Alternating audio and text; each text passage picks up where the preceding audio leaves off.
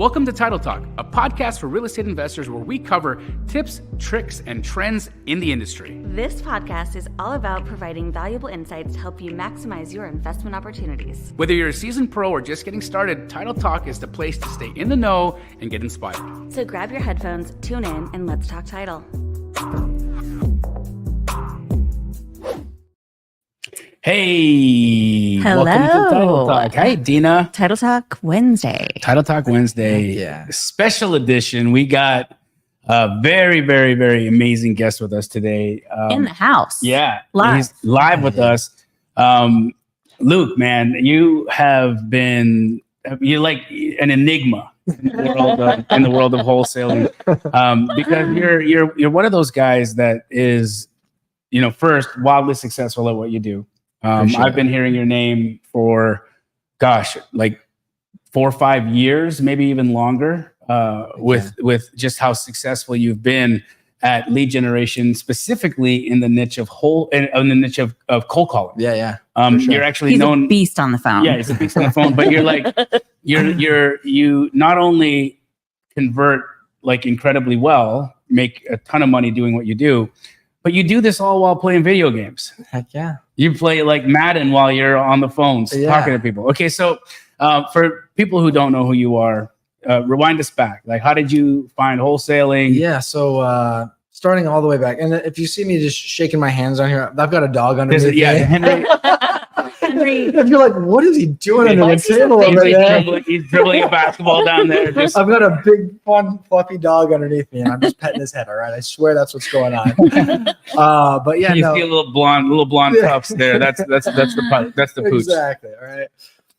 But yeah, no. So I started out. I grew up in Prescott and moved to Phoenix for college. Went to college, started bartending. Started at the bottom, right? So started in what's it called? It's kind of server's assistant, stuff like that. Turned into a server, then went into bartending. So over a period of about 5 years, wasn't really for me. Started selling stuff online on Craigslist, just kind of hustling. You know what I mean? Just kind of doing the normal things that you do to hustle. And then I found real estate. My then girlfriend, now wife. Who's amazing. Yeah, she's great. So she got into real estate, and she introduced me actually to Brent and Dustin, which is who I started with at the time. So you come out of the world of TTP. Oh yeah, absolutely. Heck yeah, man! Shout out Brent Daniels, one of my best friends, co-host of Wholesale Hotline. Of course. I mean, he was like the pioneer of online educators in the space of cold calling. For sure. And so you got tuned on to Brent Daniels. So it was me and Brent and Dustin. So it was the three of us, and cold calling all day. And, it was back then, that was 2014, 2014 and 15. So 10 years. Yeah. So I was with them a year, I was with them for probably a year and a half. So it was the three of us. They ended up kind of splitting, and we went different directions. But the obviously, I mean, what I learned from that year and a half was amazing. Valuable. Absolutely. And I mean, again, it was a completely different market. Like you could cold call then. It was like the first time I made a cold call asking if somebody would sell their house. They're like, "You're calling me to ask if I would? You said you want to buy my house?" Where it's like now you do that. You get yelled at. Yeah. So the landscape has changed for you like dramatically from the response. And that's, just because of the popularity and how many people that are doing it. Yeah. Okay. So my first couple of years, were with them, went really well and really enjoyed it. And then we, kind of all split. Very, very healthy split though. Like it was, I love both those guys more than anything. I talked to both of them weekly. And then I started Viking Real Estate with my business partner Jake Landis, and all I did was just pound the phones in. From that point on, it was like, okay, I got to put in 5-6 hours a day, on the phones. And you start cold calling 5-6 hours a day, you got to find something else to do while you're doing it. And so it's tough. It's tough to do that. So I started playing Madden. I love to play Madden. It's something I would have done anyway if I wasn't working. And so when I started doing that, it made it a lot easier. Did it feel like it wasn't a job? Yeah, exactly. Yeah. And so the hardest thing is kind of focusing on like, do you focus on the game? Do you focus on the call? But you got to remember, like, the call is the most important. That's where you make your money. Flip your script Unless in you your can head. make the Madden tournament, which, this year is 1.6 million if you win the Madden tournament. Whoa. Oh. Have you entered it? I've never done it. No. You never entered? I've never entered. So are you it. good at it? Like I was. Okay. I mean, those 3-4 years that I was playing, I was in the top 1.5% of Madden players around the world. And now it's like God, that would be bad. Okay. I don't cold call as much anymore now. Okay. I mean, and obviously we'll talk about this, but I've really, I've more so gone the route once you didn't really have to sit there and pound the phones anymore. I definitely went a different direction of kind of more so, and I love design. So that's why I walked in here. I'm like, nice, this is great. I love it. Okay. So that's kind of more so my passion. So now I spend a lot more of my time on designing Airbnbs, stuff. Got like it. So you kind of exited out of the space of wholesale at some level. I don't think he's exited completely, because if like the exit strategy still makes the most sense for the wholesale deal, you're still going to do it. Oh, absolutely. Yeah, no, we looked at wholesale everything first, just because obviously it's easier, quicker money. So you still have people on the phones. Oh yeah. But it's no longer you on the phones. Correct. So I think this is going to be something that a lot of people who are in the space of building a team and cold calling, it's really, really hard to replicate yourself, especially when you got like the success that you have and the kind of conversion rates that you get. So how did you do that? Well, what gets difficult is training.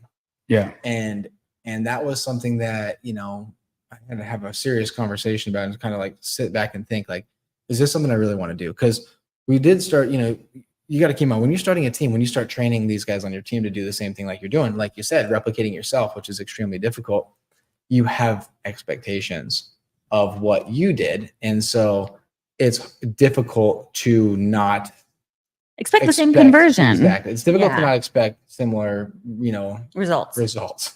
And it's also your money on the line, right? Because you're paying for quality leads. These aren't just like you're calling people out of the phone book or somebody without strategy. Like you are paying for people that are most likely to move. Yes, exactly. So when you're doing that, it can get frustrating. And so I found out that that's not for me. So something that I've absolutely learned over the past, 7-8 years is that if I don't enjoy something, get out of it. Sure. Exit right away. Because if you're spending time on something that you're not enjoying, you're not going to do well on it. Of course. So you enjoy running a team. I enjoy, I enjoy running a team. I don't enjoy the coaching aspect of like my team. I don't. So who's doing that? We try to bring on skilled people now. Okay.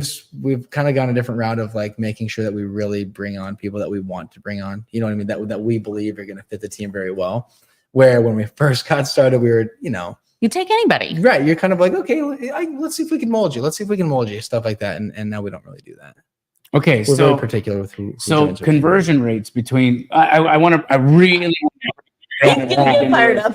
He's gonna get fired up. Because I can already tell. It's so cool, right? Because you're obviously really talented, and there's data costs, right? You got to pull lists, you got to skip trace those lists, and so let's start there. Yeah. Okay. What kind of lists are you pulling, and what's the cost of that, and how many records are you pulling? So remember when I told you I don't like to focus on things I don't know about or I'm not good at? Yeah. I don't have this one is Jake's department.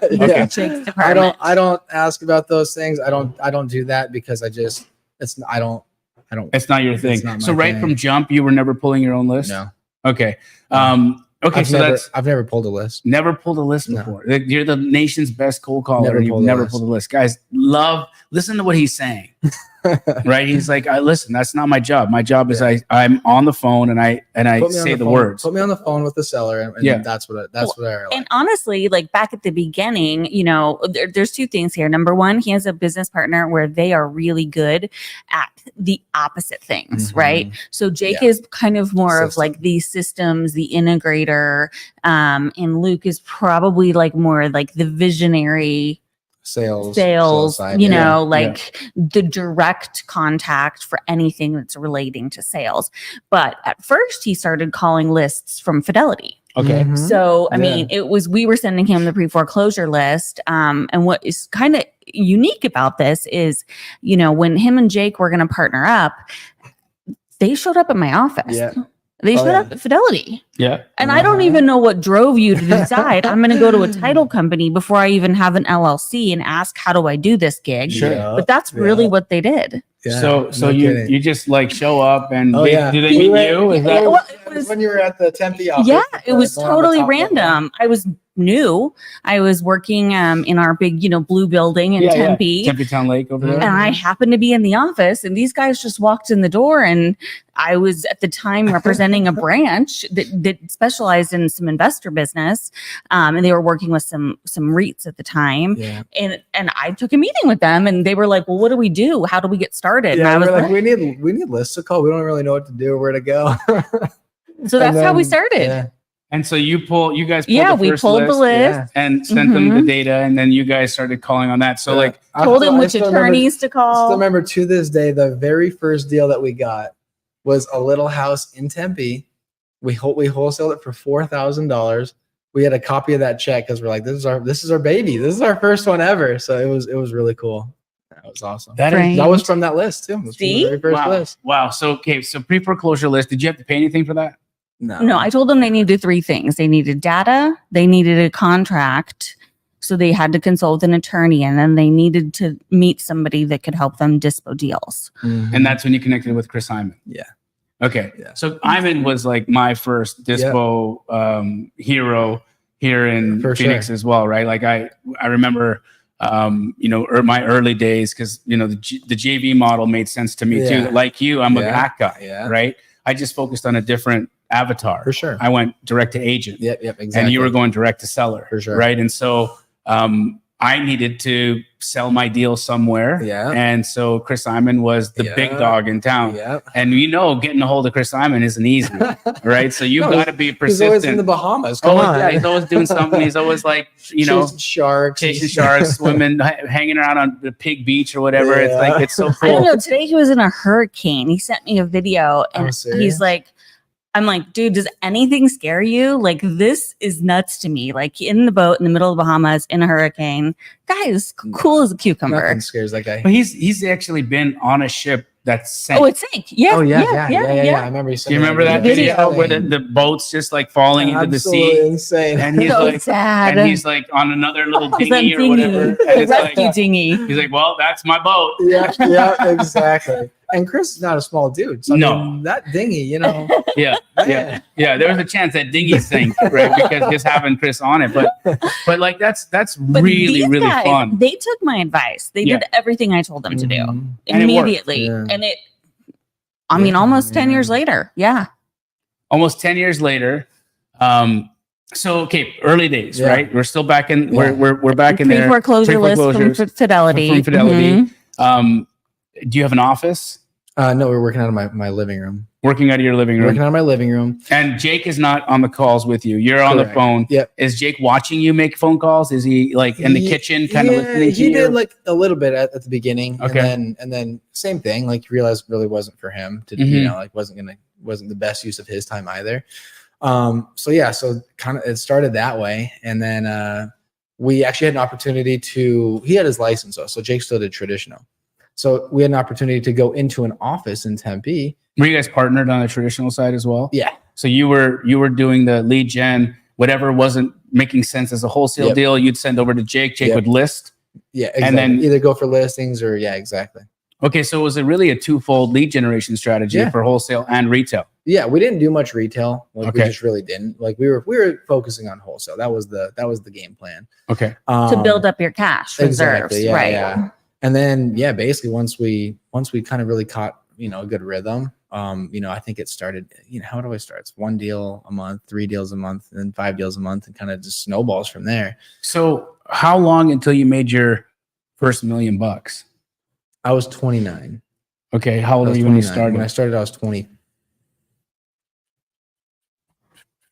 25? So 4 25, years. yeah. 4 years to $1 million.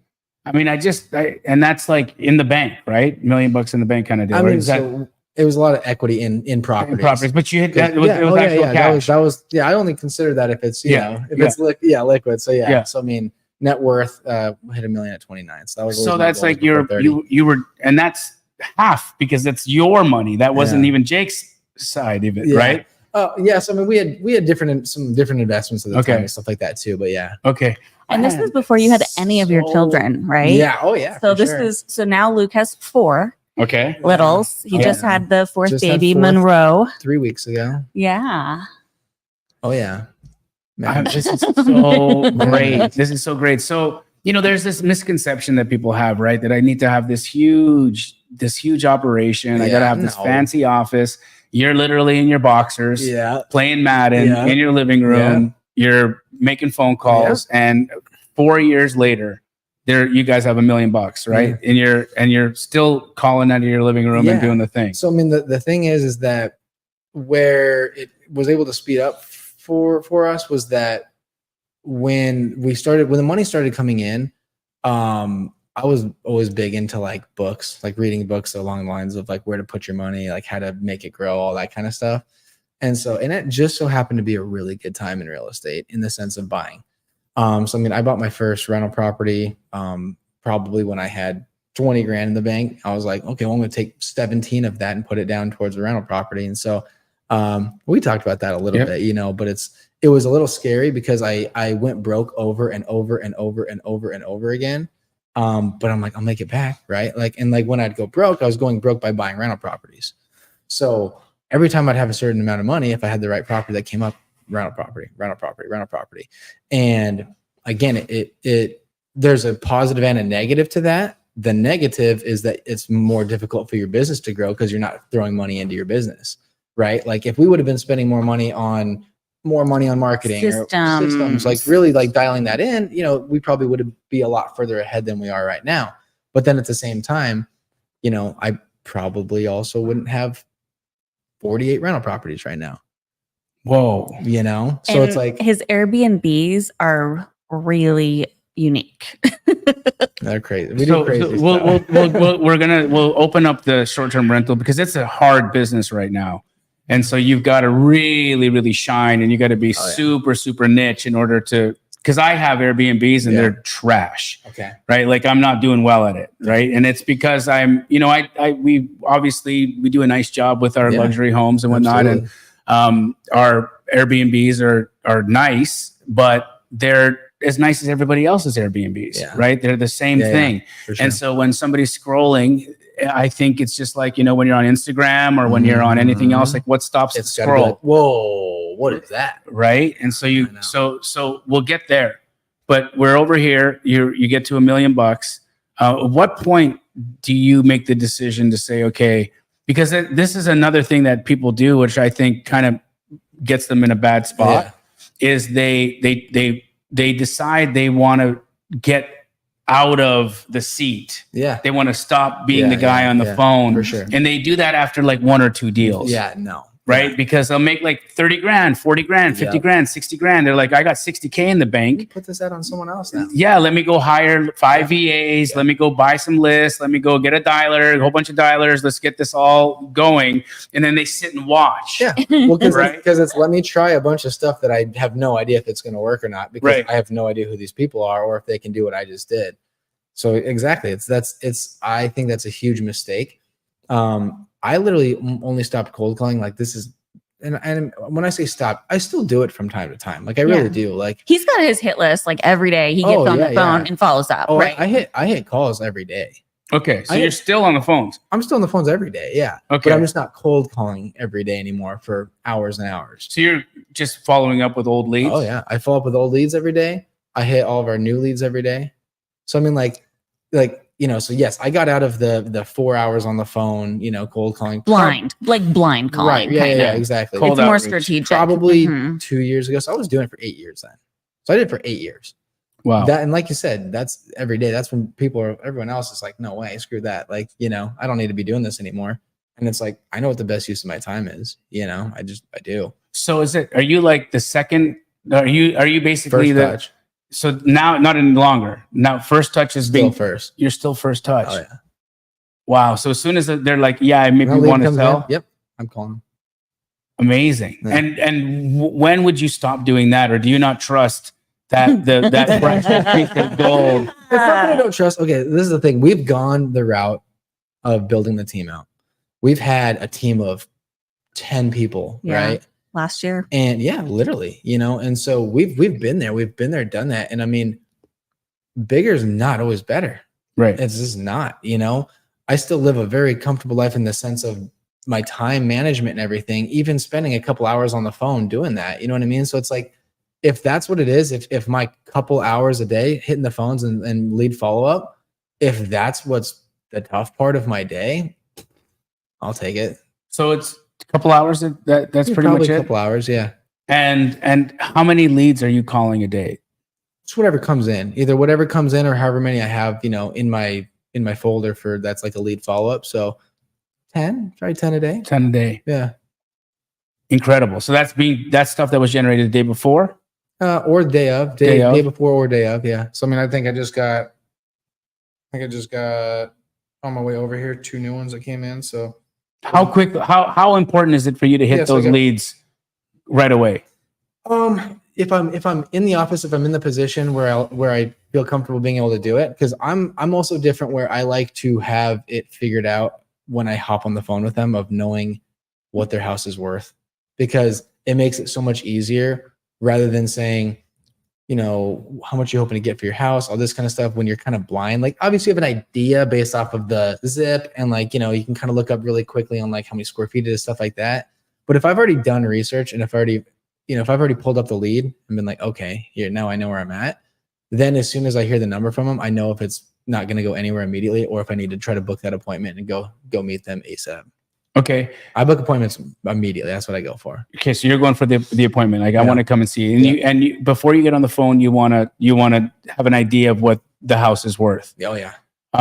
Any chance that I can convince you, since you got 2 leads in your phone right now, to hop on the phone on one of them? Yeah. Because I think who in the chat right now would be interested in hearing him? I love it. And how he would be able to, like, totally you know, because what's really cool, right, is that you like, that's worth money, right? Yeah.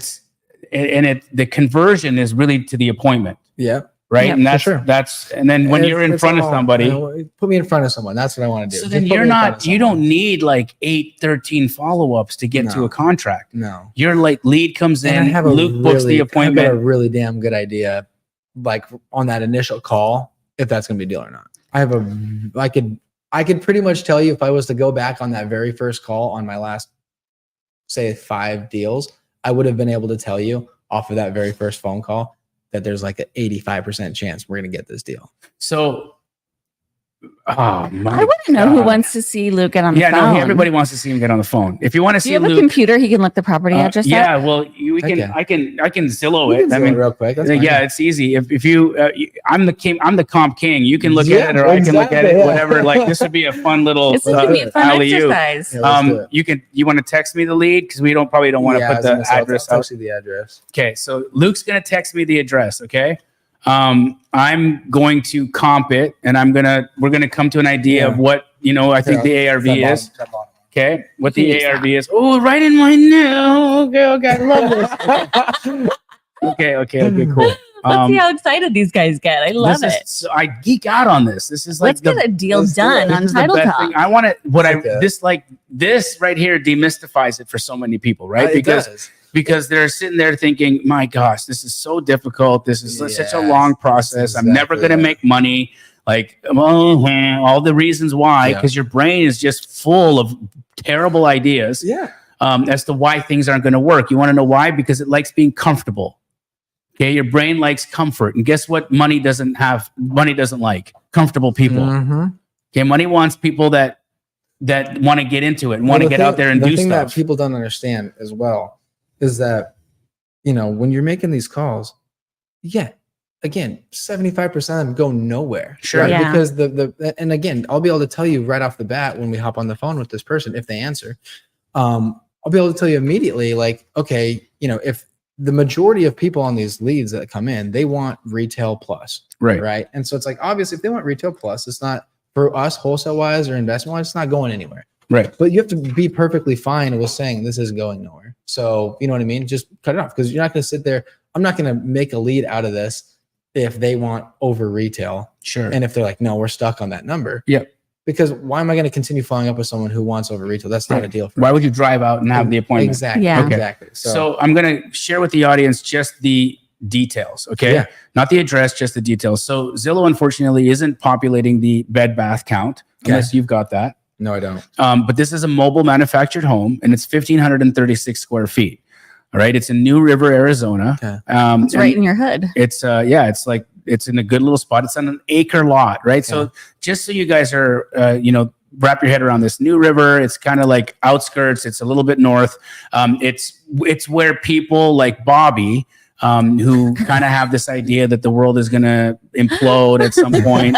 They love going out to New River because it's like they got land out there, they got guns out there, they got a bunker out there, they're growing their own food out there. Come on, Bobby, that's what I'm talking about. When the world goes to hell in a handbasket, I'm moving to New River, baby. I'm not against you there, all right? Right? So This is Bobby my bunker. Let's go. That's Bobby Bunker. We call him Hot Bobby sometimes because look at him, right? But he's also Bobby Two Hands. But now he's Bobby Bunker. We just made a new one. So this is a manufactured home, year built 2000. Why it's important that it's built in 2000? Because anything over 76 is financeable, meaning he can get a loan on it. He can sell it to somebody. They can get a loan on it. And so this is actually really good. At 1,536 square feet, in my opinion, it's probably a 3-2. Yeah, because you're not going to have 1,500 square feet, 2-2. You're not going to have a 2-1 at 1,500 square feet. So let's look at the comps. So diving in, I see a 16. Let's see if this is a single family or if this is a manufactured as well. Okay. Do you think that Bobby would live in a bunker or a pad split first? He would live in, no, he'd been in a bunker all day. You're not going to get Bobby in a pad split unless I pay him really well to get into a pad split. That's not his jam at all. When I say it to him every time, he's just like, yeah, we'll see, dude. All right. So we got this, we got a comp, beautiful comp sold in June of 2024. Perfect. It's remodeled. Okay. It is a 3-bed, 2-bath, 1,681 square feet. Similar. So within plus or minus 200 square feet. So this is a comp. Yeah. It's sold at $463,000. Year build is 1999, and it's manufactured on an acre lot.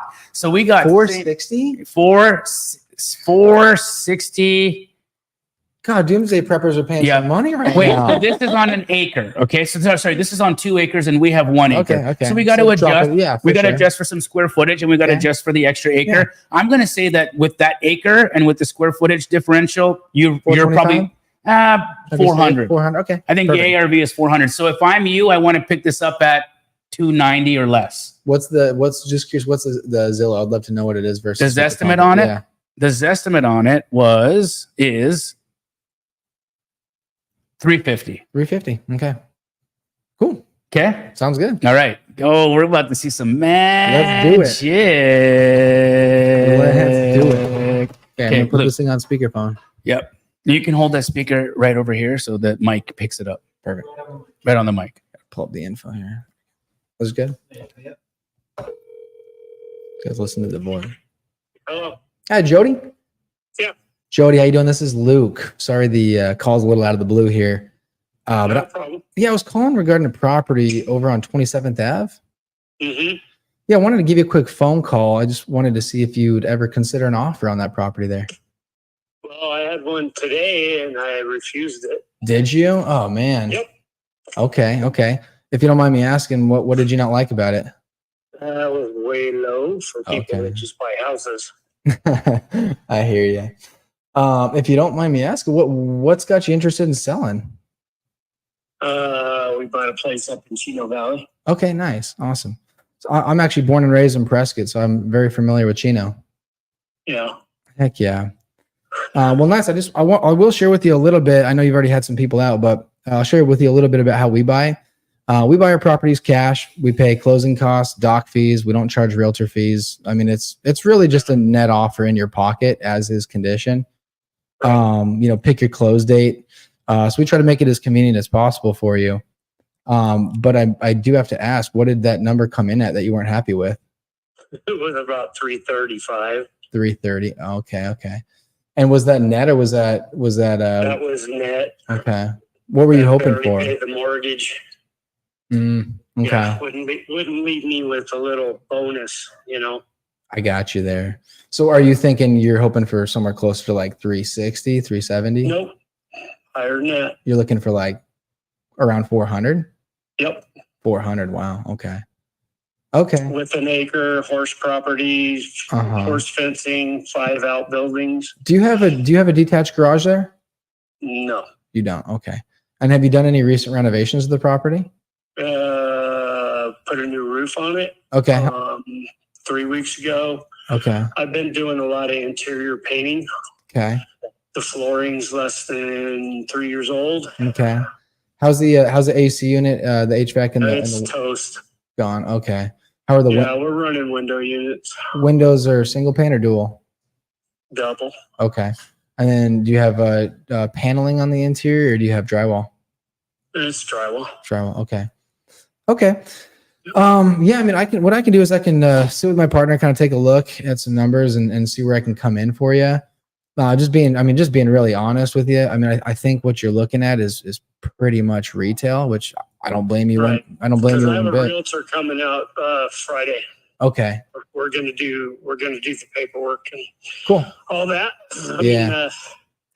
What's the freaking there was some site some guy sent me from 72 sold. Okay.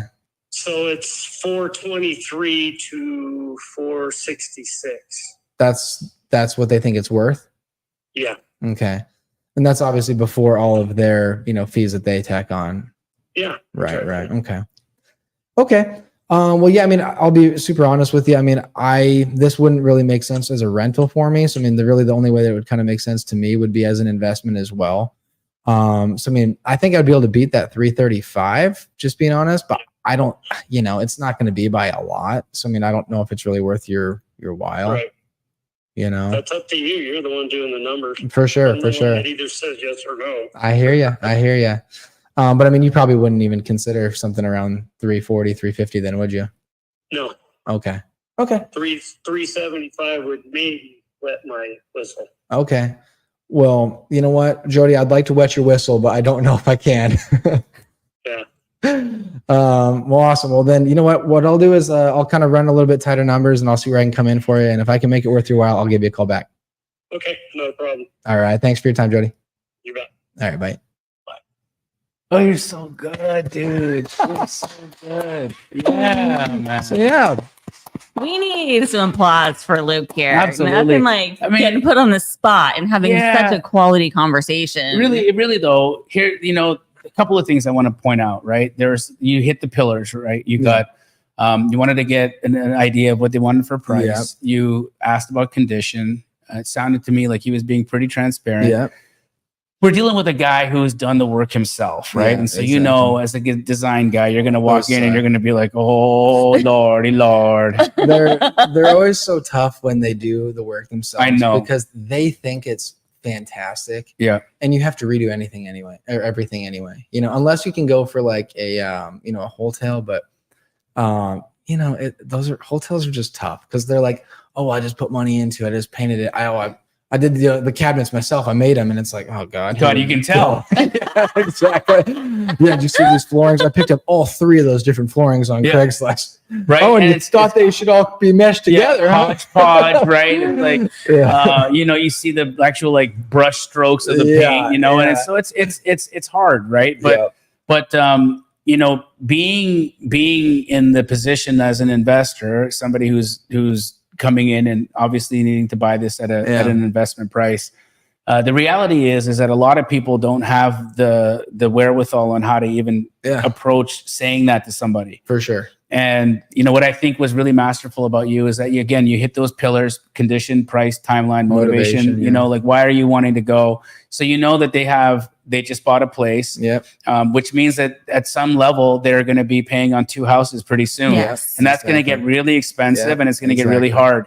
Now they're going to go with an agent, they say, but again, we're talking New River. It's going to be a little bit less demand. Not a lot of demand out there. Not a lot of demand out there in that regard. And 100%. Then also, you've got the reality that the agent that's going to be out there, even if they come in at a high price, if they give this guy the price that they want, it's going to sit. Yeah, exactly. It's going to sit and sit and sit. So then let me ask you, do you ever, because I love on market stuff. Yeah.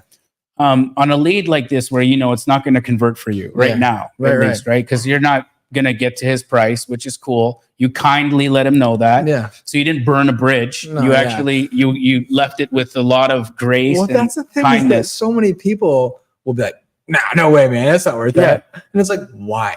Why are you trying to pick a fight with the seller? You're trying. First of all, you called them. Right. Yeah. You're bugging him during his evening. And then second of all, you're going to be combative and be like, no, dude, you're not going to get that. There's no way. Right. Like, why? Why be a jerk? There's no need for that. You're making a friend too. Of course. Yeah. And the long game. Yeah. Right. 100%. One thing that I've done really well with MLS deals is, especially when I'm working with real estate agents, is, I use the analogy of a tennis match, right? My first offer when I give a verbal to an agent is my serve. Yeah. Right. Right. And the return shot is usually a no. Yeah. Right. And that's okay. And a lot of people, they give up at the return. Yeah. Where I'm like, okay, cool. 10 days later, I'm going to return your volley. Exactly. Yeah. Right. And you don't have any activities? No activity. Okay. Interesting. Yeah. To be honest with you, I knew there wouldn't be, because I think it's out of the price point where it needs to be, considering its condition. But I don't want to be disrespectful to you or your seller. And I know you've got a job to do, and I want you to try to do your job at the best of your ability. Yeah. So when you think a time makes sense for me to come back to you, when the motivation might actually start to make sense and change. Exactly. And so like you're having these conversations and you're volleying back and forth, back and forth, back and forth, back and forth, until they get to a point where the decision-making time is ready. It's come. Yeah, exactly. Do you do that? Do you go back and work deals? Oh yeah. Yeah. Like, what's your follow-up strategy with this guy? That's the majority of my follow-up. So majority of my follow-up is exactly that. It's, you know what? We spoke a month ago. We spoke 2 months ago. And, you had let me know that my price didn't work at the time. You were going to get some other offers. You told me to reach back out, later on down the road. So that's what I'm doing. I'm checking in. Are you still in that same spot? Did you go under contract? And again, I'll do my research ahead of time. Like I'll put the address in and see, oh, they did list it on the market. Oh, they did list it and they already went pending. You know what I mean? So, or if it's like they listed it right after I talked to them and it's been sitting on the market for 30 days. Or if it's they never listed it, period. You know what I mean? Like they never did anything. So then I'll have that conversation like, hey, what ended up happening? You said you were going to list it. You never went on the market. Yeah. And then it's like, oh, well, an agent came and they said that it's too rough to list on the market, so it's like stuff like that happens all the time. So yeah, it's staying in front of them. It's staying in front of them. Like you said, not burning bridges, being that person that they want to do business with when they meet you and 4 other people or whatever it might be, being the one that's going to stick out to them, versus everyone else. And how I try to do that with the people that I go and meet is by being super transparent with them. Yeah. Yeah. You know what I mean? Like, so it's like when you've got other people that might say like, oh, well, I think I can get you that number. Like, let me call you back. And they never call you back. Well, that just doesn't give a good point. Exactly. Yeah. Why lie? There's no point to do that at all. So it's like, I'll be very honest with people like I just was right there. Like, I'm not gonna be able to be around that price point. Yep. I can maybe do 350, but it doesn't even sound like you're willing to go there. Yep. And then, but the cool thing is when you're honest with people like that too, you heard how fast he went from 400 to 370. Yeah. Well, that's 30 grand. That's 30 grand like that. And here's the thing, right? Because he's like, and the agent says like 425 to 470, right? Okay, so hold on a second. 425 to 470, but you're wetting your whistle. Comp. To wet your whistle, we're at 375, and so he's all over the place with where he's at, right? Yeah. Which is very indicative of somebody who really doesn't have a lot of knowledge about what they've got, right? And what this is truly worth. Someone like this for me, my follow-up, how it would look would be, I would probably throw them in to call them back in a week or so. Okay. See if they did end up listing it, see what the plan was there.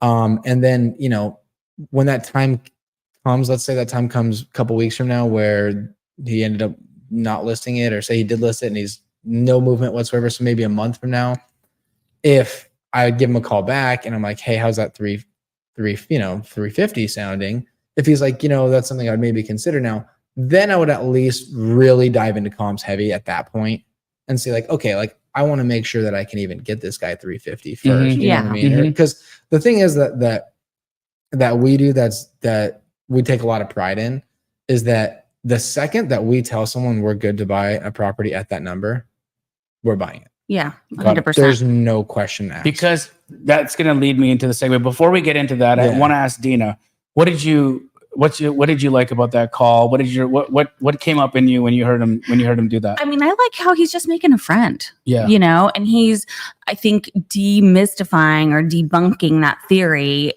that he got a bad taste in his mouth from somebody else that made him a low ball offer today, right? Right. So he's changing the way that this Jody is thinking about investors Yep. in a Yeah. very positive way. For Yeah. sure. And I think that's super smart. I agree. It's the long game. It's like making the decision that, hey, we may not do business today, but we Mhm. might do business in 30 days. We Yeah. might do business in 60 days. Oh yeah. And that's really how this game Yeah. operates. So you've done something that I'm jealous of. And it's hard to make me jealous in this space because like I've done a lot of deals and whatever. And so I'm like, a lot of times I'm not really impressed. And I'd say that jealousy in a good way, Yeah. right? I'm like, I I wouldn't wish. take it. Admire. I wish I had done this. I admire it, right? Yeah. Because if I look back at my career and I see all the houses I've touched, because here's the beautiful thing.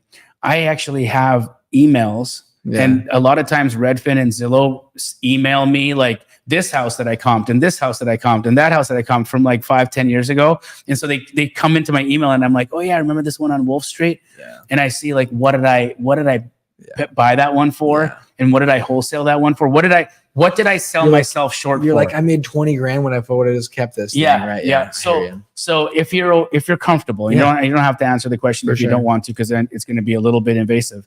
But what's the portfolio worth right now at 45 doors? So we're at 48 door. Well, okay. So I've got 2 Airbnbs in downtown Flagstaff, Airbnb downtown Prescott, and another Airbnb downtown Prescott that's a little bit over by a lake. So I've got 4 Airbnbs that we're about to launch probably in the next 30 days. The 2 Flagstaff ones, I'm going up this weekend to go furnish them.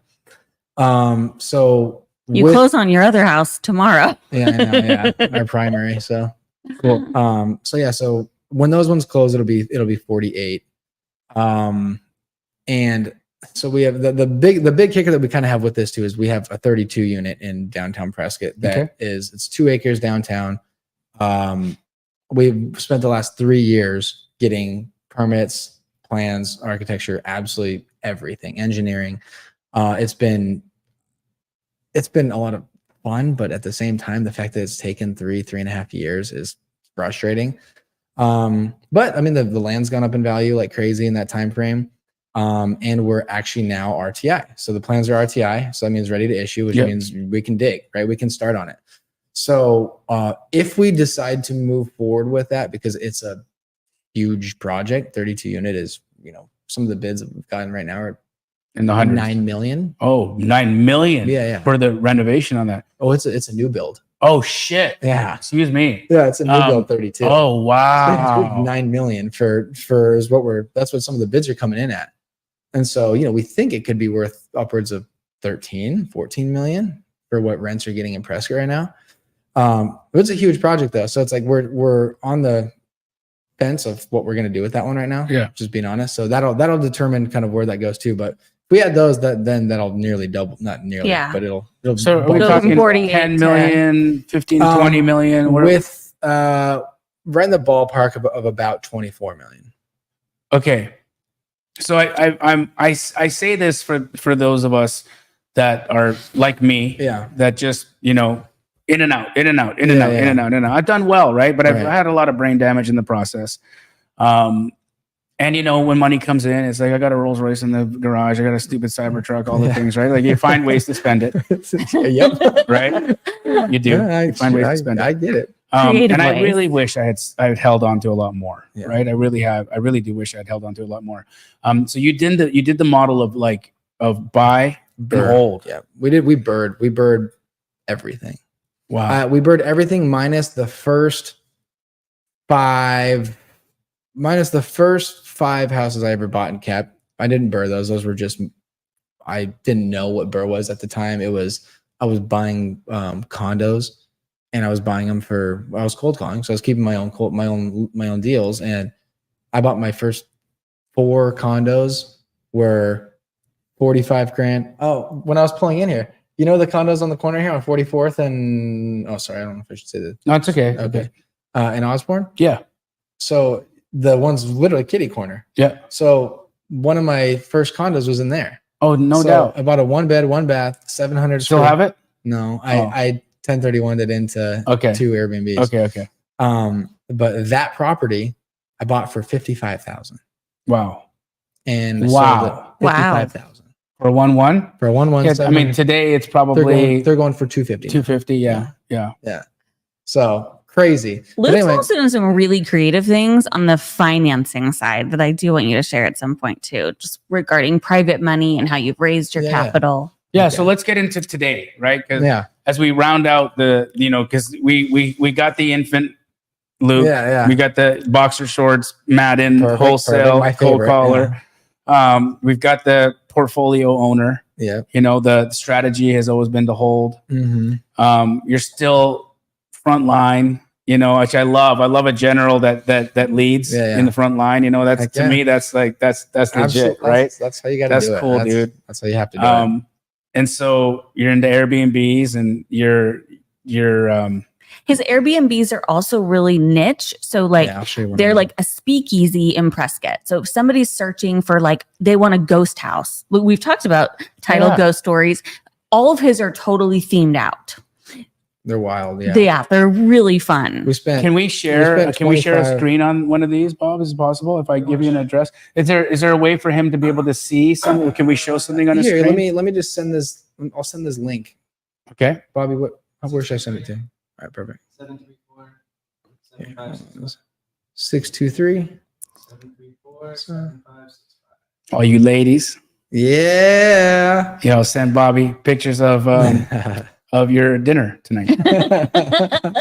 So you can just pull that up. But I mean, so this one right here that you're gonna pull up right now, we spent like $2,500 on the wallpaper because it's from London. It's from the UK. It was like a 12-week lead time. So I mean, these are the types of things that we do that we go next. 623-734-7565. 623-734-7565. Yeah. Cool. Oh, it's almost there. Oh. It's sending. Thank But you. yes, I mean, these are the types of things that you have to do. Again, to make them perform how So you rattle off some of the niches while this is loading. Yeah, so we've got speakeasy. One is super cabiny, downtown Prescott. The biggest thing that we are on our properties is location. Location is always obviously important. Don't even need to say that with real estate, but Location. yeah, exactly. So this one here is the animal house. So everything through it is different animals. We have deer heads and gold geese for faucets. Cool. And, peacock feathers for lights and stuff like that. This one's an abandoned warehouse. It's a greenhouse. Oh, heck yeah, dude. It's it literally looks like an abandoned greenhouse. It's all metal and wood everywhere. And it's it's just wild stuff. So yeah, so that right there, that's that crazy expensive wallpaper. Okay. All right. But Whoa. yeah, I mean, and you can see it got guest favorites. When you start getting your properties to be guest favorites and stuff like that, they just get pushed to the top. So it's 100 years old, 1927. It's right downtown Prescott. How much more fun would it be to stay in that than to stay in Hacienda all or something? All day. What does that cost a night to stay in? Usually comes out to I think $450. Okay. And what would the average get? How much more are you getting because you trick them out? So that one, I mean, this is nice, dude. You designed this? Yeah. Bro, you're really talented, man. I actually, you want to go stay there? I 100% want to stay there. It's honestly sick. No, I don't want a discount. I want a discount. No, I don't want a discount. I don't want a discount. You want a discount. I don't have friends for discounts. I'll give you a discount. But so we did hot tub on it, and then the cool thing. I just made a post about not asking friends for discounts because it's lame. But I'll give you a discount. And then the cool thing is if you go back a couple pictures, that one right there. So do you see that down there, the little building down below? Yeah. That little guy. Yeah. So that was a garage. We went through the city, got it converted to a 700 square foot guest house. So turned that into another Airbnb. So that last month, this Airbnb, The speakeasy did 9,000 and the guest house down below did 4,500. So Jeez. this property did 13.5 last month. And what's the value of this property? Around 900 grand. Okay, so I bought it for 295. just He for bought it for reference. $295. For reference, Yeah. I have an Airbnb. It's Mhm. worth about $1.5 million. Okay. Okay, barely pulls in 6. Okay. Barely pulls in between 5 and 6. Yeah. Right. And so I'm saying that to say that, you know, you really got to be intentional about Yeah. the work you do, the kind of product that you put out. Absolutely. And I'm failing when it comes to that. Like when I see what you've done here, I'm like, man, this is what it takes. Yeah. Right. So how did you Absolutely. get into that? Like what's the, That's you just nerd out? This is kind of, so 2 things. One, I'm super passionate about design. Like that's like, so we just completely designed our new house. well, what will that look like? It's nuts. It's going to be sick. It's- He's going to have it's quite nuts. the party when the pool gets It's finished. full on like Bali. Like it's legit. Just Like a resort. you open the door and you feel like it's like you feel like you walk like into Bali. Like it's plants everywhere. So like we did a bunch of like Indoor. we Is did there a bunch water of- features inside? Atrium. Yeah. So we did Oh, a you bunch, have an atrium inside? we did a bunch of saw cutting into the slab and we pulled it out and I did plants like planted into the ground in the house inside and like 3 or 4 different areas. Who watching right now wants us to do, could we do a tour one day? Yeah. The backyard will be done probably in about 2.5 months. Christmas And I time. mean, when it's done, it'll be So around Christmas time, if you Yeah. guys are interested in you know, maybe we'll do a title talk Yeah. episode from Oh, there. we should do that. We should do it on the boat. Oh, that would That be would be fun. super There's a fun. boat? Oh, yeah. He's In got a your lake in house? his backyard. You got a lake in your house? Yeah. No, not in the house, in the backyard. Where are you? The islands. Okay. Yeah. Okay. In Mayberry by me. Yeah, this is so That'd cool. be fun. It'd be really cool. So yeah, we're gonna keep this going. We're gonna do another episode I at love the it. Bali house. Let's do it. The Let's do coolest thing about my job is like I met Luke before he was married, before he had kiddos, before he had a real estate portfolio, before he had a full-on partnership. And so to see the growth in the last Yeah. 9.5 years is pretty spectacular. I'd say. So So fun. you know, a lot of new people watch my channel. You Yeah. know, they're just they're at a 9-to-5 job. Yeah. You know, they know they deserve more. They know they want more out of Yeah. life, and they're kind of testing stuff out. Yeah. What advice do you have for people that are getting started? Go for it. You have to. I mean, it's tough because like, you need to, I say go for it. You obviously can't put yourself, or if you have a family, you can't put yourself or your family in a position where you're like, well, I burned my bridges and I can't make anything happen now. Yeah. Sorry guys. Like we don't have food on the table. So, I mean, you have to be strategic with it, but like you have enough time in the day to do both. That's what I realized, is that you can find time to do this and to still be able to keep money coming in with whatever your 9-to-5 might be. It's going to be a pain in the ass. It's going to be tough. It's going to be, at times it's going to feel miserable for years and it's going to feel impossible. Like that's the logistics of it. That's the reality of it. But what's on the other side of that, it's all worth it. Like it's all worth it. Cause I mean, the first couple of years that I was in real estate, no, I mean, it was tough. The first couple of years that Jake and I started off on our own, you hear about like when we got a deal and stuff, but I mean, that doesn't mean that it was like consistent. Easy. Like it was tough. You know what I mean? And so you have to be willing to sacrifice your free time to be able to put it towards something like this, and then the other thing is just, you have to fully dive in with like whatever it is. So like when I started doing designing, like you can ask my wife, she'll tell you, she'll wake up sometimes and I'm up at 1:30 in the morning on my phone and I'm on Pinterest I'm getting ideas for stuff for the next flip. I'm getting ideas for the next Airbnb. I have folders that are in my pictures in here that Or inspa. oh, look at it. I mean, like just for example, so Casa de Rotvold, that's the name of our house. So, I mean, this is all inspo pictures. These Wow. are all inspo pictures that I've taken that I'm just like, anytime I'd see something that I like, throw it into the folder, throw it into the folder, throw it in the folder. So then when I'm sitting there with my contract, I start planning on what I want to do.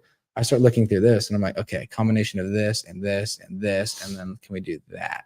You know what I mean? Like, Yeah. and so it's like, and then they're like I mean, I guess I can try to do that. Like, that's crazy stuff, but it's fun. That's what I love it. So, I mean, like selling out, you know, again, spending that extra time. I even do it now. You know, I stay awake doing that kind of stuff for these Airbnbs and for my primary. And so it's like, I think this thing, I just think that's what you have to do. And when you're passionate about it, it doesn't feel like work. Yeah, it's totally true. All right, I want to flip the script to something scary and crazy. What's the craziest title thing that you've ever had pop up on a property? So, and because we do his deals that are not just in Maricopa County. So we do the stuff that's out of county, all over Arizona. And there's been some hairy stuff.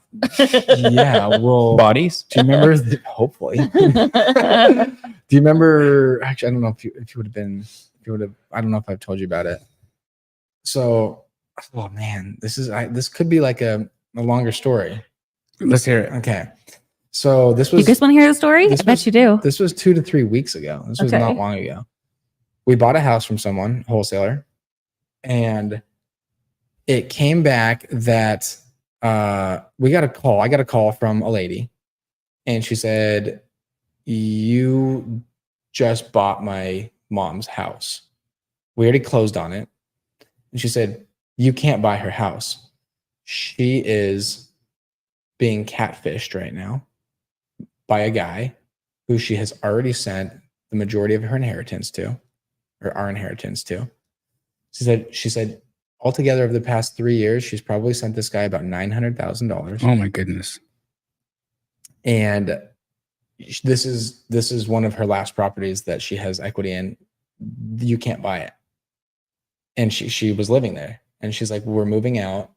Or I'm sorry, she's planning on moving out because this guy from a different country is going to come pick her up, sweep her off her feet, and take her to Wonderland. And so, swear to God, so we'd already closed on it. And I'm like, she already has the money. I'm like, I don't know what to tell you. Like, I can't. I was like, I can't unbuy this house. Unbuy it. You know what I mean? Like, that's not possible. Like, for me to unbuy this house, we've already done it. And she's like, "Okay, well, title's already transferred." Yeah. She goes, "Well, can we try to figure something out?" And I'm like, "I don't know what we can try to figure out. Like, I just don't. Like, you know, I mean, we're human. We want your mom to, like, you know, to be okay and everything." Yeah. So I mean, she moved. You know, we gave her a 2-week post possession. So she's moving all the stuff out and everything. But I mean, I don't know what ended up happening. So the U-Haul showed up and took all of her stuff. So I don't know. I didn't follow up with obviously the daughter. Yeah. But like, we don't know if it was that or if it was just the daughter didn't want, because she said, "I did have what is it called? Attorney. Power of attorney. I did have power of attorney. So she said for a while I did have power over what I got to make the calls over my mom, because she's like, my mom is not all there. That's what she said.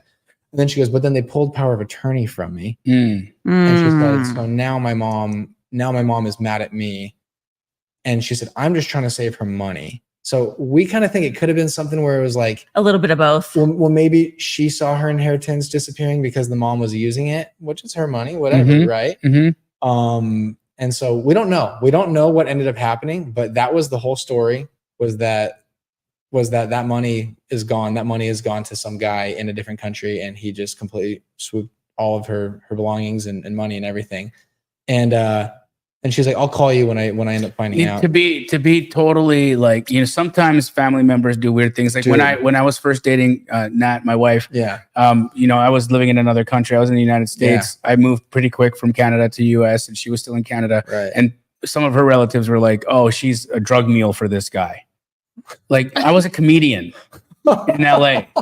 You know what I mean? And it's like, there's sometimes people make up stories and they just don't know what the hell is going on, you know, and or they don't want to know what it is. And so could be that the daughter is full of crap. Could be that the mother is getting catfished. We don't know. The reality is we're talking about an adult who the court gave her full rights to be able to handle her own business and do what she wants to do.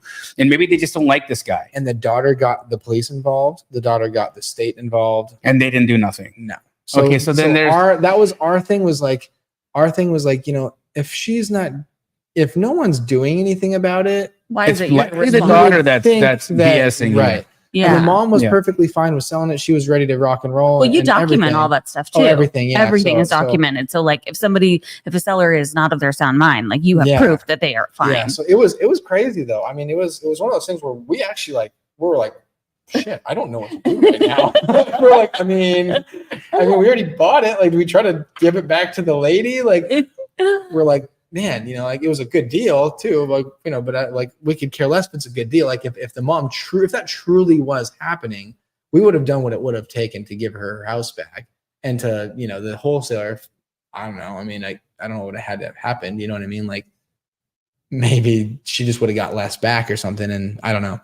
It was interesting though. But that's an interesting. Yeah, that was a wild one. The doozy. That was a wild one. Wow. Yeah. Wow. Guys, real estate, man. It's the best, bro. Wow. Yes. What a show. Dena, thank you so much for Yeah. Luke around. This was great. Bobby, is it possible for us to put links to Luke's Airbnbs in the description of this episode, if possible? If any of you guys visit Arizona and you want to stay in one of these really, really incredible, beautifully designed homes that I'll show you another one. Yeah, here. that Luke has, we're gonna put some links in the description here so you guys can click on them and book a stay. Obviously, I personally will probably want to stay in some of these at some point in the future as well. So this would be really fun. But yeah, we're going to put some of the links in the description so that you guys can check them out. Even if you don't stay there, you check them out for inspiration.